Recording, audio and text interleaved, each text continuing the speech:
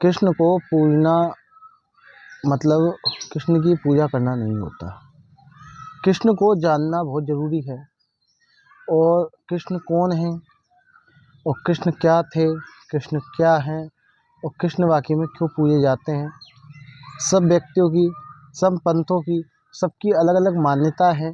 ये अलग अलग तरीके से अलग अलग पूजा करने का तरीका होता है कि कैसे हम किसकी पूजा करते हैं। वो दोस्तों अलग मैटर है कि पूजा कैसे करते हैं, वो शायद मुझसे ज़्यादा आप सब जानते होंगे। इस चीज़ का ज्ञान आप सबको मुझसे ज़्यादा हुआ कि कृष्ण भगवान की पूजा किस तरीके से की जाती है, किस तरीके से उनकी आरती की जाती है और किस तरीके से उनका सत्कार किया जाता है। दोस्तों, मैं कभी बात वास्तविक रूप की करता ही नहीं, मैं सिर्फ आध्यात्मिक बात करता हूँ। आध्यात्मिक रूप में अगर हम देखें तो कृष्ण की पूजा कैसे करनी चाहिए और बाकी में कृष्ण की पूजा करने का तरीका क्या हो सकता है मेरे मत के अनुसार। दोस्तों, सब अलग अलग सोचते हैं, अलग अलग सबका विचार है। अब मैं नहीं कह सकता कि कोई मेरी तरह सोचता है, कोई मेरी तरह विचार रखता है। शायद कोई हो सकता है जो मेरे से विचार इन चीज़ों में रखता है या नहीं रखता होगा।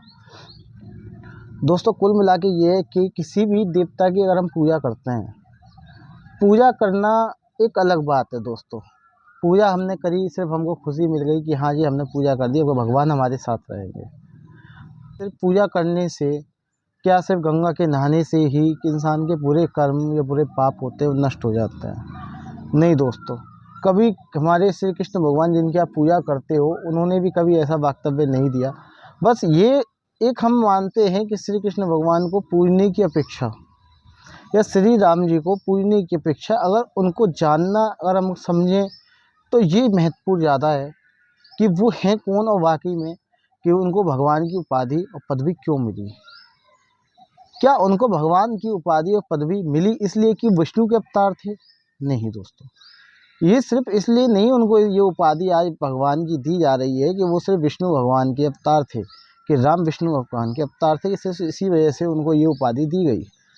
उनके वक्तव्य और उनके व्यवहार के कारण, उनके किए हुए कर्मों के कारण, उनकी कही हुई बातों के कारण उनको आज भगवान का रूप दिया जा रहा है।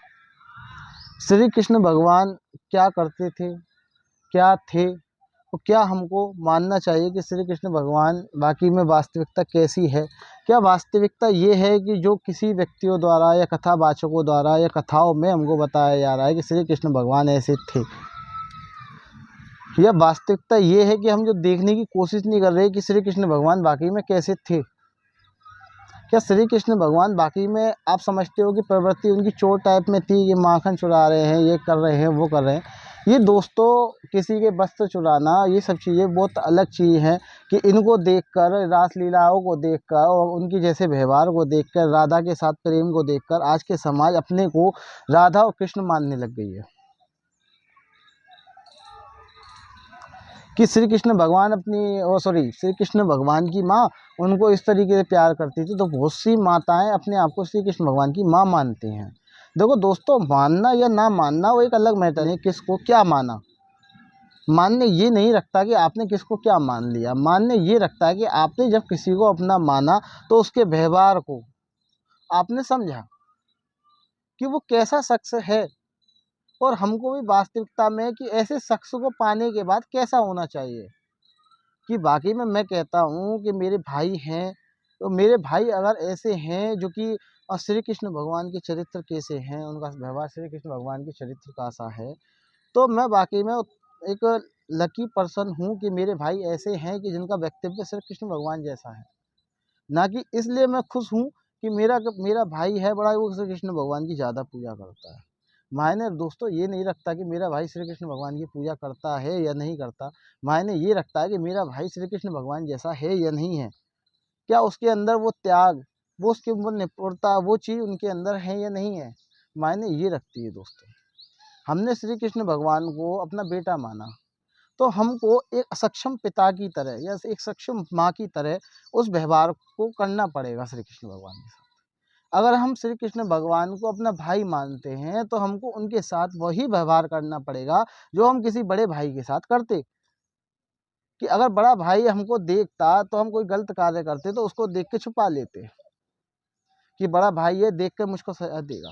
क्या दोस्तों, आप इस तरीके का व्यवहार कर पा रहे हो अपनी ज़िंदगी में? मायने ये रखता है कि आप पूजा कर रहे हो या नहीं कर रहे।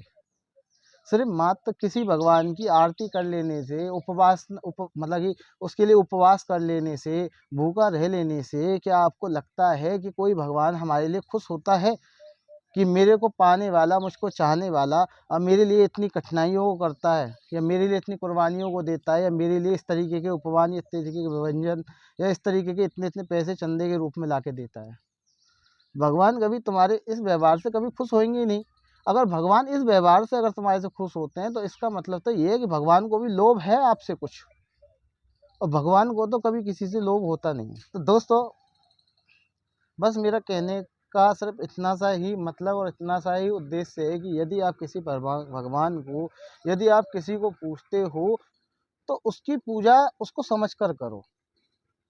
सिर्फ मात्र किसी के कह देने से, कि किसी ने आपसे कह दिया, कि किसी व्यक्ति ने कहा आपसे, या किसी साधु ने आपसे ये कह दिया कि आप किसी की पूजा कर रहे हो, या किसी को मान रहे हो, या किसी की सुन रहे हो, सिर्फ इसलिए कि उसको हजारों लोग सुन रहे हैं, कि उसके दर्शन या उसको पाने के लिए हजारों लोग लाइन में लग रहे हैं, इसको देखकर आप भी लाइन में लग रहे हो। दोस्तों, सिर्फ मेन भगवान को हम कभी पा ही नहीं सकते लाइन में लग के, कि औरों की तरह सोच कर या औरों की तरह उस लाइन में चल के हम कभी भगवान को पा जाए। भगवान को पाने का तरीका दोस्तों बहुत लोग बता देते हैं, उत्तर बहुत लोग दे देते हैं आपको। बहुत से लोग कह देंगे कि इस तरीके से आप भगवान को पालोगे, बहुत कह देंगे ध्यान करके आप भगवान को पालोगे, बहुत कह लेंगे त्याग करके आपको भगवान को पालोगे। पर दोस्तों, ये कोई समाधान या ये कोई उत्तर नहीं है। तुमको क्या पता है कि भगवान मिले हैं या नहीं मिले? मैं आपसे कहूँ कि मैं जो भी कुछ करता हूँ उसको करके आप करो, और आपको भगवान मिल जाएँगे। और आपको क्या गारंटी कि मेरे पास मुझको भगवान मिले या नहीं मिले? क्या पता मैं आपको झूठ बोल रहा हूँ यहाँ पे बैठ के। क्यों भरोसा कर रहे हो आप मेरे ऊपर कि वाक़ई में मुझको भगवान मिले कि नहीं मिले, और वाक़ई में भगवान ने मुझसे ये कहा कि नहीं कहा? क्या पता मैं आपसे सरासर झूठ बोल रहा हूँ यहाँ पे बैठ के। दोस्तों, इसीलिए मैं कहता हूँ कि किसी चीज़ को भी सोचना, और किसी चीज़ को भी करने से पहले सोचना बहुत ज़रूरी है, और प्रेम आपको बहुत ज़रूरी है इन चीज़ों को समझने के लिए। कोई इंसान क्रोध में कभी किसी व्यक्ति को समझ नहीं पाता। कोई इंसान लोभ में आकर कभी किसी व्यक्ति को समझ नहीं पाता। कोई इंसान मोह में आकर कभी किसी व्यक्ति को समझ नहीं पाता, कि वो क्या चाहता है, कि वो क्या करना चाहता है, कि वो क्या करना नहीं चाहता। हर कोई किसी न किसी को रोकने की कोशिश में है, कि तुमको ये नहीं करना। करना इसलिए नहीं है कि वो तुम्हारे लिए गलत है, करना इसलिए नहीं है कि हमको तुमसे प्रेम है, हम ये चीज़ करते हुए आपको नहीं देख सकते। तो दोस्तों, ये बहुत बड़ी अलग मैटर है, और नहीं वाक़ई में कोई समझ सकता प्रेम क्या है। क्योंकि मैं तो इतनी कोई बड़ी महान मूर्ति हूँ नहीं, जो आपको ये समझा जाऊँ कि यहाँ पे बैठ कर के प्रेम होता क्या है। जब आपको समाज में आकर हमारे इतने बड़े महान-महान हमारे दार्शनिक रहे, महान-महान हमारे देवता रहे, महान-महान ऐसे-ऐसे व्यक्ति, साधु संत रहे, जिन्होंने ऐसी-ऐसी चीज़ें आपको बताने की कोशिश करी, पर आप लोगों ने कभी उनकी सुनने की कोशिश की ही नहीं। और जब समय निकल गया, उस समय को निकलने के बाद आपको ज़रूरत पड़ी उनकी, तो फिर आप उनकी पुरानी-पुरानी चीज़ों को खंगाल के देख रहे हो। अब वाक़ई में हम अगर उस व्यक्ति को उसी समय और इस सिचुएशन में हम समझ जाएँ कि ये व्यक्ति अच्छा है, और ये व्यक्ति हमारे हित के बारे में ही बोल रहा है, तो हमको क्या इस दुःख में और परेशान होने की ज़रूरत होगी? दोस्तों, सिर्फ़ सिंपल सा इतना सा ही कहना होता है हर एक व्यक्ति का। हर एक तरीका सबको भगवान के पास जाने का है। ऐसा कुछ नहीं है कि दोस्तों कोई अलग तरीके से पूजा करता है उसको भगवान पहले मिल जाएँगे, कोई अलग तरीके से पूजा करता है तो उसको भगवान बाद में मिलेंगे। दोस्तों, भगवान आपको जभी मिलेंगे जब आप उनके लायक बनोगे। आप उनके लायक सिर्फ़ पूजा करने से ही नहीं बनोगे, आपको उनके लायक बनना पड़ेगा। आपको उस लायक बनना पड़ेगा। आपको उस लायक चाह लानी पड़ेगी अपने अंदर कि हमको भगवान को पाना है। अर्जुन के अंदर चाहत थी भगवान के सामने कि हमको ज्ञान दिया जाए कि ये स्थिति जो हो रही है कि वास्तविकता है क्या। हम नहीं समझने की कोशिश कर रहे कि गौतम बुद्ध ने कि हमको क्या समझाया। क्यों हम समझने की कोशिश नहीं कर रहे कि कबीरदास जी ने हमको क्या समझाया। हम समझने की क्यों कोशिश नहीं करते कि कबीरदास जी ने हमको क्या इतना समझाया, क्यों समझाया। श्री कृष्ण भगवान ने गीता में इतना कुछ बताया, क्यों बताया? सिर्फ इसलिए कि एक भाषा बन सके मंत्रों की, कि इसलिए कि आप ये सोचकर खुश हो सको कि हमारी भाषा इतनी प्रचलित है, इतनी इतिहासकारी है। हमारे इतने कृष्ण भगवान ने 5000 साल पहले गीता बोल दी और उसने ग्रंथों को लिख दिया। सिर्फ इसलिए ही उन्होंने बनाए थे ग्रंथ कि आप यहाँ पे तारीफ कर सको बैठ के सबके सामने कि हमारे ग्रंथों ने इतने हजार साल बिता दिए, कि कुरान को इतने हजार साल बीत गए, कि बाइबल को इतने हजार साल बीत गए। सिर्फ इसी बात को करने के लिए क्या भगवान ने उस चीज़ को बोला या लिखा या हमारे सामने प्रस्तुत किया। उन्होंने जिस चीज़ के लिए जिस समय में उन चीज़ों को बताया, उन चीज़ों को उन समय में उन लोगों ने ही नहीं माना। आप आजकल वीडियो डालते हो कि संतों के साथ कैसा होता है, संतों के साथ ऐसा होता है, संतों के साथ ऐसा। कब नहीं हुआ संतों के साथ ऐसा? इस भारतवर्ष में दोस्तों ज़रूरी नहीं कि मुगलों ने ही काट मार मचाई है, कि मुसलमानों ने ही आके, कि तुर्कों ने ही आके, कि अंग्रेजों ने ही आके इस भारत को ही लूटा है। भारत के लोगों ने ही भारत को लूटा है। वो इस सब चीज़ के जानकार आप स्वयं खुद हो, पर जानने की कोशिश नहीं करते कि बाकी में वास्तविकता है क्या। आप सिर्फ एक भीड़ की तरह प्रस्तुत होना चाहते हो। कोई आपको चरवाहा मिल जाए तो आप सब उसके पीछे चल दो। आपको नहीं सोचना अपने दिमाग से कि होता क्या है। कि किसी ने कह दिया आपसे कि उस भगवान का नाम लेके आप जाप करो तो आपको ये मिलेगा, किसी ने कह दिया आपसे कि उस भगवान का नाम जाप करो तो ये मिलेगा, किसी ने कह दिया कि उस भगवान की जाके पूजा करो तो आपको ये प्राप्त हो जाएगा। क्या आपको लगता है कि भगवान की समाज में या भगवान की बनाई हुई इस दुनिया में ऐसा कोई नियम चलता है? क्या भगवान रिश्वत लेगा? आपको लगता है कि आपके एक तुच्छ से काम के लिए भगवान अपनी जो मर्यादा है, जो अपनी स्थिति है, उसको गिरा देगा? आपके दुख आपके कर्तव्य हैं, आपके कर्म हैं, आपके कर्म के द्वारा आपको दुख मिल रहा है। क्या आप समझते हो कि 1 लाख रुपए का दान करके भगवान आपके उन कर्मों को धो देगा?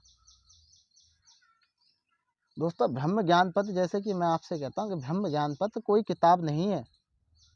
ब्रह्म ज्ञान पथ हर एक सन्यासी का ज्ञान है, हर एक फकीर का ज्ञान है, हर एक व्यक्ति के अंदर का ज्ञान होता है ब्रह्म ज्ञान, जो उसका स्वयं का ज्ञान होता है। वो किसी का मत उस चीज़ को लेके अलग है, किसी का मत किसी चीज़ को लेके अलग है।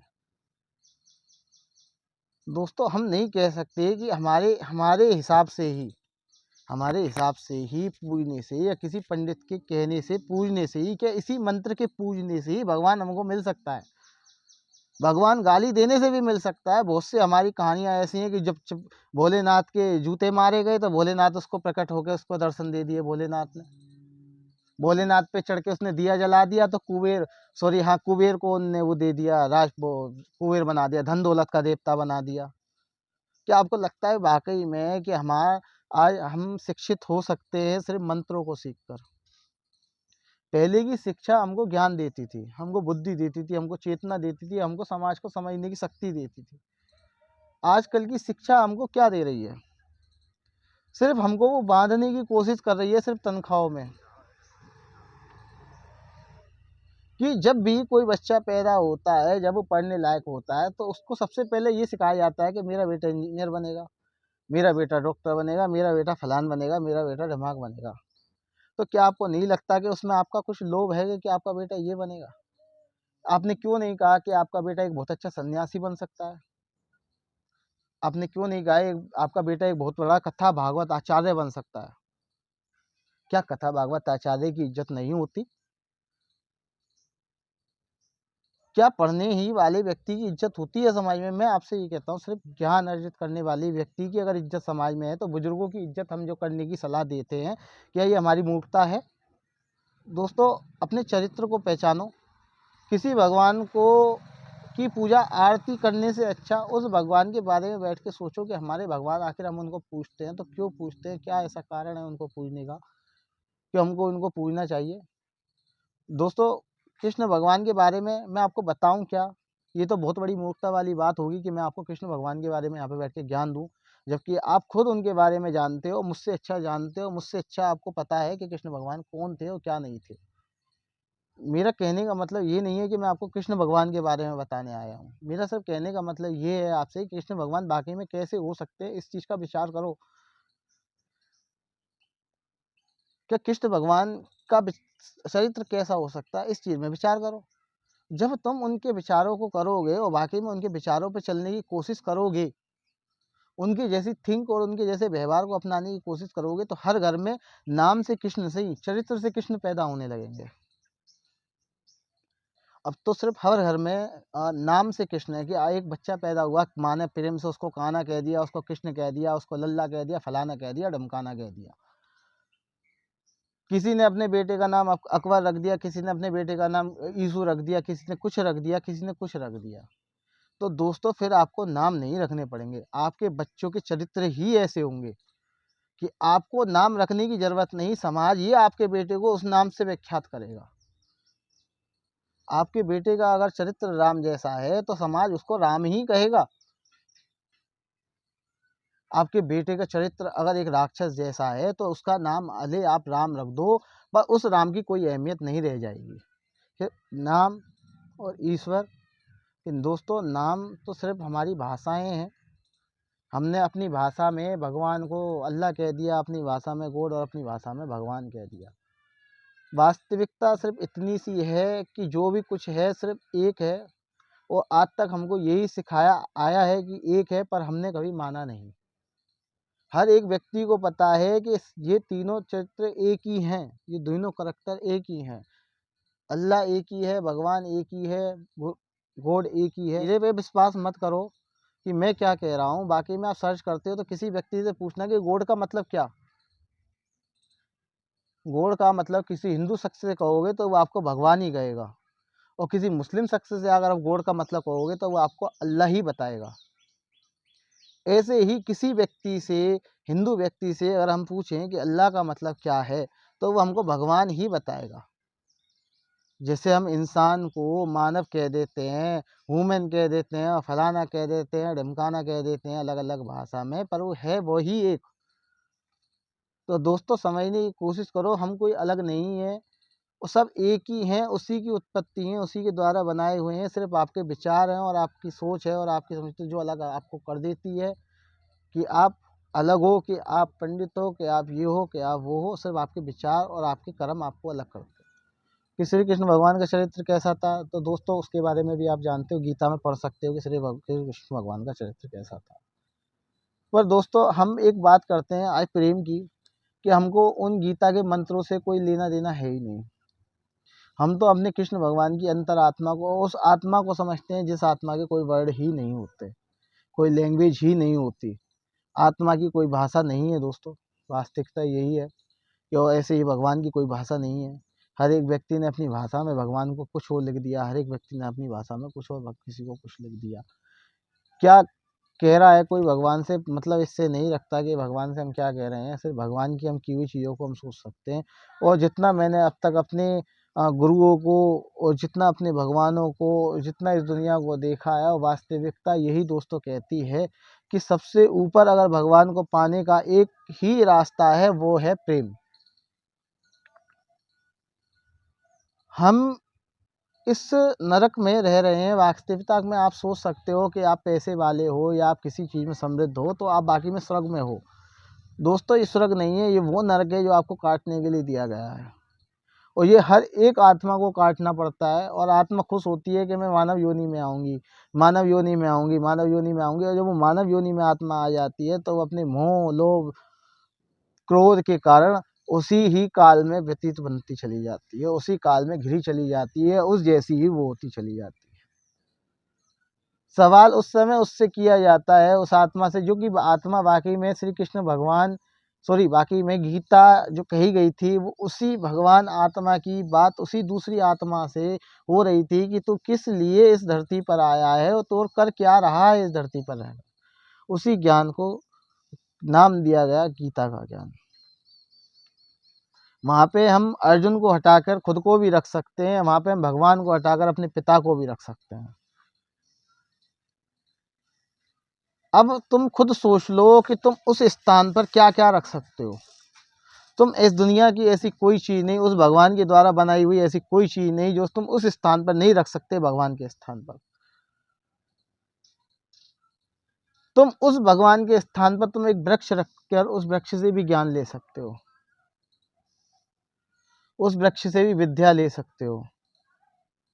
सिर्फ आप सोचते हो सिर्फ मंत्रों के ज्ञान को, कि किसी व्यक्ति के पास किसी पंडित पे सिर्फ मंत्रों के ज्ञान है, किसी साधु पे सिर्फ मंत्रों के ज्ञान है, कि इस पे सिर्फ ओम वो वर्षा बोलना आता है, तो वो वाकई में साधु है। दोस्तों, कोई व्यक्ति कभी ज्ञान से साधु नहीं बनता, अज्ञानी ही हमेशा साधु होते हैं। और बाकी में जो व्यक्ति ज्ञानी होते हैं अंत में आकर वो भी अज्ञानी ही बन जाते हैं, शून्य पर आकर झुक जाते हैं। ज्ञान का अंत ही शून्य होता है, शून्य से कुछ नहीं है। जो व्यक्ति शून्य से नीचे जाता है उसको पागल की पदवी दे दी जाती है, और जो व्यक्ति शून्य से ऊपर जाता है उसको विनाश की पदवी दे दी जाती है। और जो व्यक्ति हमेशा शून्य पर रहता है, जैसे श्री रामचंद्र भगवान किसी भी परिस्थिति में शून्य पर थे। जब उनको अयोध्या से बाहर की तरफ भेजा जा रहा था, या जब वो जा रहे थे अयोध्या से, अयोध्या को छोड़कर, तो उस समय उनके चेहरे पर शकन नहीं था। एक योद्धा का तेज था, एक पुत्र का प्रेम था। नहीं था उनके चेहरे पे ये भय, कि ये डर, कि ये इतना पश्चाताप, ये इतनी गुस्सा कि मुझको मेरी अयोध्या से बाहर निकाला जा रहा है बिना किसी कारण, बस कि सिर्फ मेरे बड़े होने का ही ये कारण है कि मुझको भगवान ने बड़ा कर दिया, तो आज मुझको 12 साल का वनवास दिया जा रहा है। नहीं, उनने सिर्फ कहा कि मेरी माँ ने मुझको आदेश दिया है, मुझको ये कर्तव्य निभाना है और ये मेरा कर्म है, और वही उनका निष्काम कर्म होता है। और निष्काम कर्म के बारे में भी दोस्तों मैं आपको बताऊंगा। श्री कृष्ण भगवान के बारे में मैंने थोड़ा आपको बताया, और थोड़ा मैं दूसरी वीडियो में आपको बताऊंगा कि श्री कृष्ण भगवान और बाकी में प्रेम के बीच में क्या संबंध है। कि श्री कृष्ण भगवान ही हो दोस्तों, कि श्री रामचंद्र ही हों, को कबीरदास हों, और महावीर हों दोस्तों, गोरखनाथ हों, कोई भी देव, कोई भी इष्ट, कोई भी देवता हो, उसका प्रेम से संबंध क्या होता है। और वास्तविकता में हमने प्रेम की परिभाषा को क्या बनाया हुआ है, कि वास्तविकता में हम राधा कृष्ण के प्रेम को कितना समझते हैं, कि राधा कृष्ण का प्रेम है क्या, कि राधा कृष्ण के प्रेम को लेकर क्या उनके समय में कैसी धारणाएं रही होंगी, और जो इस समय के प्रेमों को लेकर ऐसी धारणाएं रहती, उस सबको समझाने की कोशिश मैं आपको करूँगा। अगर आपको समझ में आता है तो ठीक, अगर समझ में नहीं आता तो ठीक। दोस्तों, मेरा कर्तव्य है, मैं उस कर्तव्य को निभाने की कोशिश कर रहा हूँ। बाकी में मुझको कोई फ़र्क नहीं दिखता कि मैं आपको कुछ बता रहा हूँ उसका कोई फ़ायदा होगा इस समाज पे, ये नहीं हुआ। क्योंकि मुझको खुद लगता है अपने अंदर से कि मेरे इतने बड़े बड़े महान गुरु, इतने मन में बड़े बड़े महान हमारे देवता इस दुनिया पर आए, या वो खुद नहीं सिखा पाए इस दुनिया को, उसी के नाम पे ही लड़ना चालू कर दिया। आप खुद समझ सकते हो कि जिन देवताओं ने हमको सदा ये सिखाया कि अपने लिए कभी ना लड़ें, जिन देवताओं ने खुशी खुशी अपनी हर एक चीज़ को त्याग दे दिया, जिन भगवानों ने, जिन गुरुओं ने, जिनने हमारी इज्जत के लिए, हमारी शान और शौकत के लिए अपनी कुर्बानियाँ दे दी। गुरु गोविंद सिंह ने अपनी कुर्बानी दी, सब ने अपनी कुर्बानी दी, भगत सिंह जी ने अपनी कुर्बानी दी, और क्यों भूल जाते हैं हम ऐसे ऐसे महावीर जो कि हमारे इस काल में भी थे। उन्होंने भी तो कुर्बानियाँ दी। किसके लिए दी और क्या कारण था? भगत सिंह फांसी पे चढ़े क्यों? क्या उनको पसंद था? क्या उनको मृत्यु पसंद थी? नहीं, उनको पसंद थी आज़ादी। वो आज़ाद रहना चाहते थे, उनको डर मृत्यु का भी नहीं था वाकई में दोस्तों। और आपके लिए ही और हमारे लिए ही वो चढ़े फांसी पर। आप मानो या ना मानो, आप उनके व्यवहार को अपनाओ या ना अपनाओ, वो आपकी इच्छा है, उसमें कोई कहने वाला कुछ नहीं होता। स्वतंत्र भारत है, आप सब स्वतंत्र हो, आपकी जो इच्छा हो वो आप कर सकते हो, कोई आपको रोकने वाला नहीं, कोई आपको टोकने वाला नहीं है, और ये कानून आपको कुछ सहमति देता है। बस थोड़ा सा इतना ध्यान रखना कि किसी चीज़ को करने से पहले ज़रा 10 बार ये सोच लेना अपने दिमाग में कि हम इस चीज़ को अगर कर रहे हैं तो इस चीज़ से कोई हमारा लोभ लालच कोई मोह तो नहीं। यदि हमारा उस किए हुए कर्म में कोई लोभ लालच मोह होगा, अगर यदि वो कर्म हमारा नहीं हुआ तो हमको क्रोध आएगा। और दोस्तों, क्रोध एक ऐसी चीज़ होती है जो कि इंसान को बर्बाद कर देती है। कहते हैं कि समय इंसान को बर्बाद करता है। समय तो बहुत छोटी चीज़ है, क्रोध तो समय को भी बर्बाद कर देता है। कि इंसान क्रोध में बैठ गया लड़के सबसे कि हुई, गुस्से हो गए, कुछ नहीं कर रहा, वो गुस्से में बैठा है, वो अपने समय को बर्बाद कर रहा है। तो क्या आप समझ सकते हो ना कि क्रोध कितनी बड़ी चीज़ है कि जो कि सब चीज़ को बर्बाद कर देती है। दोस्तों, क्रोध, हम नहीं कहते कि आप क्रोध को हटाओ, बस उस क्रोध को किसी अच्छी जगह पे लगा दो। हम सिर्फ कहते हैं कि प्रेम को अपना लो। उस भगवान के स्थान पर तुम भगवान को हटाकर किसी अन्य चीज़ को लगाकर तो देखो। तुम भगवान के स्थान पर अपनी बहन को लगा कर देखो, अपनी बहन को एक भगवान की तरह पूछ कर देखो कि अपनी बहन का यहाँ पे पसीना गिरे, उस जगह खून बहा कर तो देखो, वाकई में आपको खुशी मिलेगी। हम ये कहते हैं कि आप किसी बच्चे को या बच्चों को या जानवरों को या किसी हाथी को या किसी हिरन को आप प्रेम करते हो, तो उसमें वाकई में भगवान को ढूंढने की कोशिश करो। भगवान ही तो यही कह रहे हैं कि आप अपना कार्य कर रहे हो, उसको निष्कर्म करो। आप अगर मेरी पूजा कर रहे हो, उसको निष्कर्म करो। आप क्यों उसमें अपना ऐसा कारण घुसेड़ रहे हो कि आप भगवान की पूजा करने जा रहे हो सिर्फ इसलिए कि आपको प्रॉब्लम है और आपको तकलीफ है? क्या आपको लगता है कि आपके जान आपको उसको पता नहीं कि आपको प्रॉब्लम है, आपको तकलीफ है? आपको बनाने वाला है वो, आपको सांस देने वाला है, क्या उसको एक एक पल की आपके बारे में पता है? आप यहाँ पे बैठ कर भी उससे बातें कर सकते हो। आप सिर्फ बोल कर ही नहीं, अपने मन में भी भगवान से बातें कर सकते हो। सिर्फ बात करने की कला आपको आनी चाहिए। भगवान मंदिरों में है, मंदिरों में तो है ही नहीं, और आप सबको खुद पता है, बहुत से लोग जानते हैं, बहुत से लोग धीरे धीरे जानते जा रहे हैं इस चीज़ को और इस समाज को देखते हुए कि भगवान मंदिरों में रहा है ही नहीं। और इजाज़त से बड़ी बात मैं कुछ नहीं करूँगा दोस्तों। आगे की चीज़ें और आगे की वीडियो में मैं आपको बताऊँगा, क्योंकि वीडियो बहुत लंबी होती जा रही है और ज़्यादा लोग देखते हैं नहीं, और मुझको कभी कभी ऐसा लगता है कि बहुत वेस्ट काम मैं कर रहा हूँ किसी को समझाने की कोशिश। पर मुझको अच्छा लगता है और मैं करूँगा। मुझको इस चीज़ में खुशी मिलती है और मैं करता रहूँगा। मेरा कुछ हो या ना हो, शायद किसी को सुनकर, मुझको सुनकर किसी का कुछ बदल जाए। बस ये एक छोटी-सी उम्मीद है कि दुनिया में किसी का एक का भी अगर भला होता है हमारे ज़रिए, तो समझ लेना उस दिन आपको भगवान मिल गए। ठीक है दोस्तों, मिलते हैं आपसे फिर।